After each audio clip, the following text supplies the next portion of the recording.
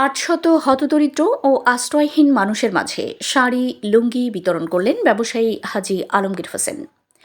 আজ ঢাকা ১১ আসনের ৩৭ নম্বর ওয়ার্ডে অসহায় ও হতদরিদ্র মানুষের মাঝে শাড়ি ও লুঙ্গি বিতরণ করেছেন ৩৭ নং ওয়ার্ডের ডিআইটি প্রজেক্টের বাসিন্দা বিশিষ্ট ব্যবসায়ী Zidane agro and fisheries Anika real estate and developer company এবং এজেড রেস্টুরেন্ট অ্যান্ড লাউঞ্জ এর কর্ণধার বিশিষ্ট সমাজসেবক হাজী মোহাম্মদ আলমগীর হোসেন।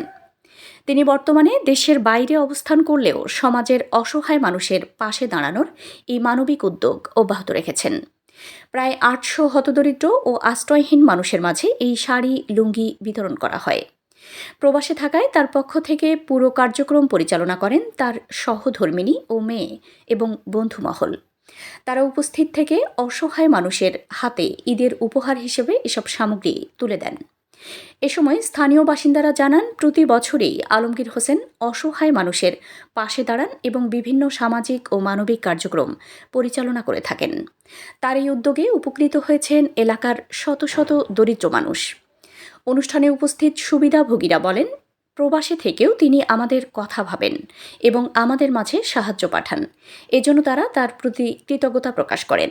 স্থানীয়রা আশা প্রকাশ করেন, ভবিষ্যতেও হাজী মোহাম্মদ আলমগীর হোসেন এ ধরনের মানবিক কার্যক্রম চালিয়ে যাবেন এবং সমাজের অসহায় মানুষের পাশে থাকবেন।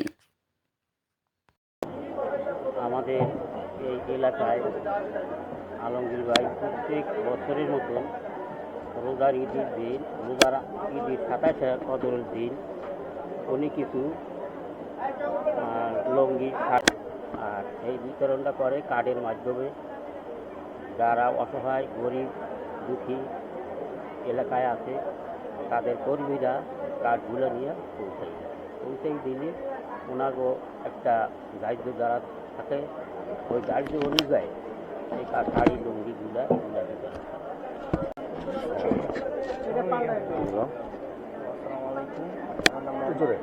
আসসালামু আলাইকুম, আমার নাম মোহাম্মদ নিশাদ হোসেন। আমি ৫ই আগস্টের দিন বাটা থানার সামনে গুলিবিদ্ধ হই সন্ধ্যা ৭টার সময়। গুলিবিদ্ধ আহত হওয়ার পরে আমার এমজেডে নিয়ে যায় ছাত্র ভাইরা। সেখান থেকে আমার প্রাথমিক চিকিৎসা দেওয়ার পরে তারপর রেফার করে ঢাকা মেডিকেল দীর্ঘ ১ মাস থাকার পরে তারপর সুস্থ হয়ে বাড়ি ফেরা হয়।